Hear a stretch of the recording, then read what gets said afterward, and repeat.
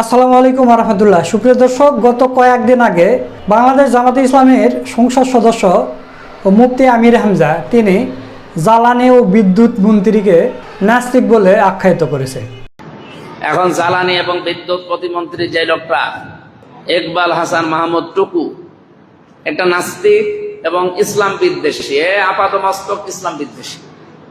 আপনি যদি বলেন উনি জামাত ইসলামী বিদ্বেষী, সরমনায় পীরের বিদ্বেষী, না, উনি ইসলাম বিদ্বেষী। ওনার বক্তব্য কালকে দেখেছি, এই দেশে ধর্ম প্রতিষ্ঠা করার জন্য নাকি মুক্তিযুদ্ধ হয়নি।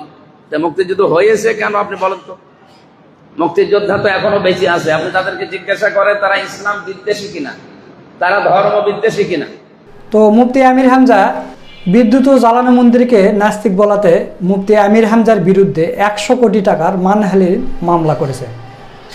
আমাদের সমাজ সিরাজগঞ্জের কৃতি সন্তান, পুরো উত্তরবঙ্গের সিংহ পুরুষ বলে খ্যাত জনাব ইকবাল হাসান মাহমুদ টুকু, উনি বর্তমানে খনিজ জ্বালানি, বিদ্যুৎ, খনিজ এবং জ্বালানি মন্ত্রণালয়ের মন্ত্রী, মাননীয় মন্ত্রী।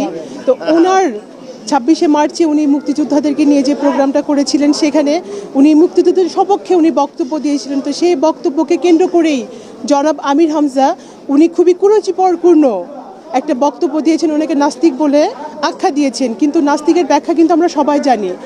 আমরা সবাই ইকবাল মাহমুদকে, উনি সিরাজগঞ্জের কৃতি সন্তান এবং উনি একজন মুসলিমের সন্তান, উনি 5 ওয়াক্ত নামাজ পড়েন। তো ওনার বিরুদ্ধে এই ধরনের বক্তব্য আমরা ক্ষুব্ধ হয়েছি এবং আমরা এই বক্তব্যকে ঘৃণা ভরে প্রত্যাখ্যান করছি। শুধু মামলা করে থামেনি, এবার দেখলাম যে ওই এলাকার যারা মুফতি আছে তারা আবার ফতোয়া দিচ্ছে যে মুফতি আমির হামজা কখনো মুফতি ছিল কিনা আমাদের জানা নেই। মুফতি আমির হামজা আদৌ সে মুফতি হয়েছে কিনা এটা আমাদের জানা নাই। তবে আমাদের দেশে 2 ধরনের পাগল আছে, একটা হলো জাতে পাগল, তালে ঠিক, আর একটা সরাসরি পাগল। তো মুফতি আমির হামজা আমার মনে হয় জাতে পাগল, তালে ঠিক। তার কারণ হলো এই লোকটা মনে হয় বোতল টতল খায়, আমার মনে হয়। আর বোতল দ্বারা আমি বলছি যে 7 আপ, পেপসি এই জাতীয় হয়তোবা কিছু খায়, যার কারণে কিছু কিছু এলোমেলো কথা তাকে বলতে দেখি। সুপ্রিয় দর্শক, দেখেন এই মুফতিরা কোথায় ছিল এতদিন? এরা যে সরকারি দলের চ্যামচামি করে, সেটাই হলো এই ভিডিও প্রমাণ। আপনারা দেখতেছেন যে এখন আমির হামজার বিরুদ্ধে কত কি বের হচ্ছে, তাই না? তো দর্শক, এই বিষয় নিয়ে গুরুত্বপূর্ণ আলোচনা করেছেন আমাদের বড় ভাই মোহাম্মদ সুলাইমান। তো চলুন আমরা সেই ভিডিওটা দেখে আসি। মাননীয় সংসদ সদস্য বিশিষ্ট আলেমীদিন জনাব মুফতি আমির হামজার বিরুদ্ধে 100 কোটি টাকার মানহানির মামলা করেছে বিএনপি। হ্যাঁ, বিএনপি করেছে, বিএনপির পদধারী নেতা করেছে। এর থেকে স্পষ্ট যে এটা বিএনপির সাংগঠনিক সিদ্ধান্ত।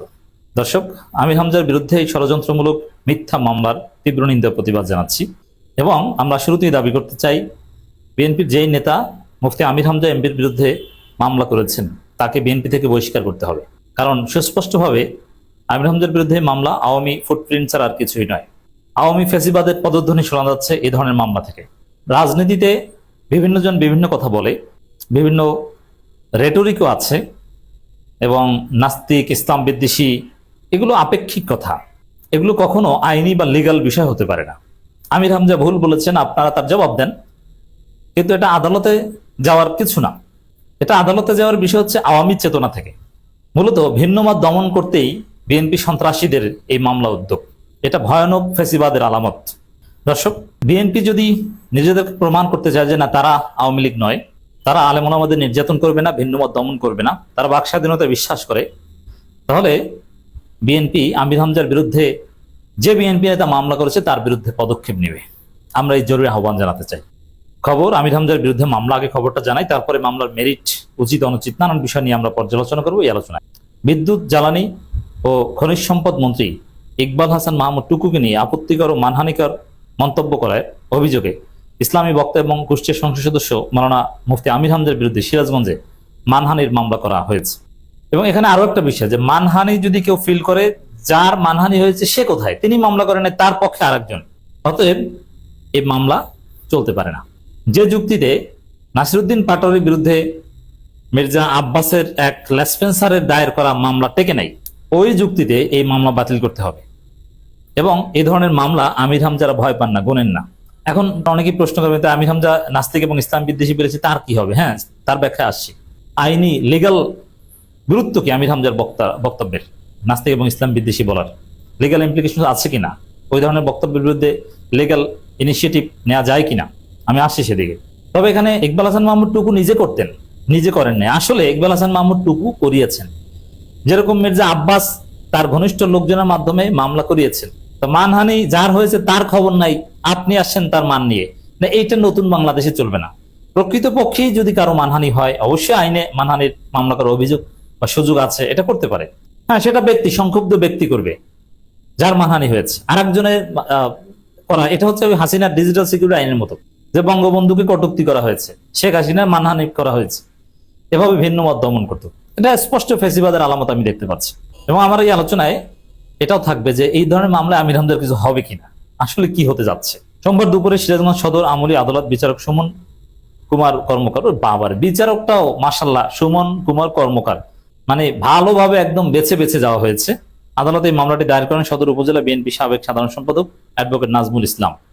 মানে বিএনপির লোকজন এটা করেছে। তো রানিং পদধারী হলে তো তাকে শোকজ করতে হয়তো, যেহেতু বিএনপির নীতি হচ্ছে এই ধরনের মামলা যে করবে এটা বিএনপি অ্যালাউ করবে না, এই জন্য সাবেক কারো একজনের মাধ্যমে মামলা করেছে। এটা টুকুর চালাকি, যেটা এখন তার বিরুদ্ধে বিএনপি কি ব্যবস্থা নিবে, সে তো আর বিএনপির পদধারী কেউ না, সাবেক। সাবেকের বিরুদ্ধে আমরা পদক্ষেপ নিতে পারি না। এই যে আমরা বিএনপিকে ফেসিবাদের পদধানী বলছি, এখন বিএনপি বলবে যে না, আমরা বর্তমান নেতারা হলে আমরা ব্যবস্থা নিতাম, শোকজ করতাম অ্যাটলিস্ট। তো দর্শক, ঠিক আছে, আপনারা শোকজ না করেন, কিন্তু ওই মামলাকে নাই করে দেন, এটা তো পারেন। এইসব মামলা নেওয়া যাবে না, এই নির্দেশনা আদালতে দিয়ে দেন। অ্যাডভোকেট নাজমুল ইসলাম, তিনি আদালত সূত্রে জানা গেছে মামলা শুনানি শেষ হয়েছে এবং বর্তমানে এটি আদেশের জন্য অপেক্ষমান রাখা হয়েছে। মানে এটা মামলা নেওয়া হয়েছে এটা না, মামলার আবেদন করা হয়েছে। আমি বিশ্বাস করি যে প্রেসিডেন্স আছে, যে নজির আছে, বিশেষ করে মির্জা আব্বাসের অনুসারী নাসিরউদ্দিন পাটোয়ারির বিরুদ্ধে যে মামলা করেছিল, সেই মামলা কিন্তু আদেশ দিয়েছিল, মানে সমনও জারি করেছিল, কিন্তু এই মামলা পরবর্তীতে হয়তো জয় বাংলা হয়ে গেছে। তো এখানে আরো এক ধাপ নিচে আছে, মানে এখন পর্যন্ত সমন জারি করা হবে কিনা বা ওয়ারেন্ট জারি করা হবে কিনা এরকম কিছুই হয়নি। এটা নির্ভর করে সরকারের দৃষ্টিভঙ্গির উপর। আমরা জানি নিম্ন আদালতের বিচারকরা স্বাধীনভাবে কি করতে পারেন কি পারেন না। এখন আমির হামজার বিরুদ্ধে মামলার আবেদন, এটা মানে এজাহার, এই এজাহার গ্রহণ করবেন কি করবেন না, না এজাহার ফেরত দিবেন, এজাহার প্রত্যাখ্যান করবেন, এগুলো কিন্তু লিগাল টার্ম। এজাহার গ্রহণ, ফেরত, প্রত্যাখ্যান, এগুলো লিগাল টার্ম। তো এটা কি করবে কি করবে না, ইট depend on BNP Sarkar. BNP সরকারের নীতির উপর নির্ভর করে যে বিচারক এটা কি করবে। তবে এটার কনসিকুয়েন্স হিসেবে আমি বলতে পারি এই ধরনের মামলা আদালত আমলে নিবে না, এটা খারিজ করে দিবে, মানে এজাহার ফেরত দিয়ে দেবে, না এটা নেওয়া যায় না, এটা কোনো কথা না।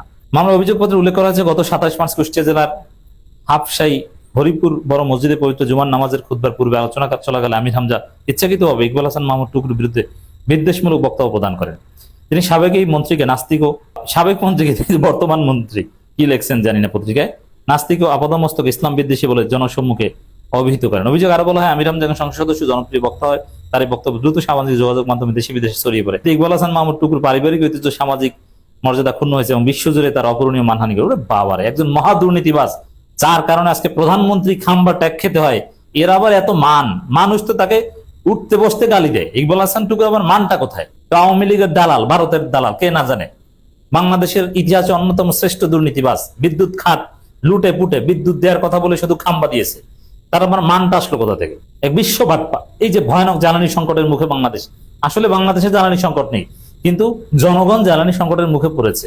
কি জন্য? এই মন্ত্রীর অব্যবস্থাপনার কারণে। এরা তো মান। আমি বিশ্বাস করি যে এই মামলায় আমির হামজার কিছুই হবে না, কারণ এই মামলা কোনো মেরিট নেই এবং বিএনপি সরকারের আমলে এরকম মামলা দায়ের করার চেষ্টা যেসব জায়গায় করা হয়েছে একটাও কিন্তু চলেনি। অতএব আমির হামজার জন্য ভয়ের কিছু নেই, নাম্বার ওয়ান। কিন্তু এই মামলা দায়েরের চেষ্টা, এটাই ফেসিবাদের একটা আলামত, এটাই অশনি সংকেত। এ ধরনের মামলা দায়ের করতে কেউ আদালতে যাবে, এটাই আমরা দেখতে চাই না। এই জন্য বিএনপিকে এটা নিবৃত্ত করতে হবে। আর দ্বিতীয় হচ্ছে যে এই মামলার কোনো মেরিট নেই, কারণ নাস্তিক ও ইসলাম বিদ্বেষী, এটা একটা আপেক্ষিক কথা। নাস্তিক ইসলাম বিদ্বেষী, নাস্তিক এটা বাংলাদেশে জনগণ হরহামেশা বলা হয়, এটা আলেম ওলামারা নানান ভাবে বলেন, এটা নানান ব্যাখ্যা আছে। ইসলাম বিদ্বেষী, এটা আপনি আমির হামজাকেও অনেকে ইসলাম বিদ্বেষী বলে, আমির হামজাকেও তো নাস্তিক বলে, মিজানুর রহমান আজহারিকেও নাস্তিক বলেছে এনায়েতুল্লাহ আব্বাসী। তাই এগুলো আপনি লিগাল ভাবে তো ডিল করা যায় না। যেখানে জাকির নায়েক কিংবা মিজানুর রহমান আজহারি, আমির হামজা, এরাই আর এক হুজুরের কাছে নাস্তিক, তো সেখানে আমির হামজার মতো ধর্মীয় বক্তা আর একজনকে নাস্তিক বলেছে, ইসলাম বিদ্বেষী বলেছে, এটা কখনো আইনি বিষয় হতে পারে না। এটা একটা ধর্মীয় রেটরিক। এটা ফতোয়া সঠিক না বেঠিক, এটা হুজুরদের বিষয়, মুফতিদের বিষয়। আর এই ধরনের ফতোয়ার বা এই ধরনের এটা ফতোয়া না, এটা একটা স্পিচ। এ ধরনের স্পিচের ইমপ্লিকেশন হচ্ছে ধর্মীয় রিলিজিয়াস, পলিটিক্যাল রিলিজিয়াস রেটরিক। তো পলিটিক্যাল রিলিজিয়াস রেটরিক এটা কখনো আইনিভাবে মোকাবেলা করা যায় না। এটা আমির হামজা বলেছে, আপনারা রিফিউট করবেন। যেমন আমি আমির হামজার এই বক্তব্যকে রিফিউট করেছি, দ্যাটস ইট। এখানে মামলা করার তো কিছু নেই। আশা করি বিএনপি এইসব ফাজলামি থেকে ফিরে আসবে। দর্শক, আপনারা সোলাইমান ভাইয়ের ভিডিওটা দেখলেন। তো সব মিলিয়ে আজকের এই ভিডিওটা আপনাদের কাছে কেমন লেগেছে, যদি ভালো লাগে ভিডিওটা শেয়ার করবেন। সকলকে ধন্যবাদ। আসসালামু আলাইকুম ওয়া রাহমাতুল্লাহ।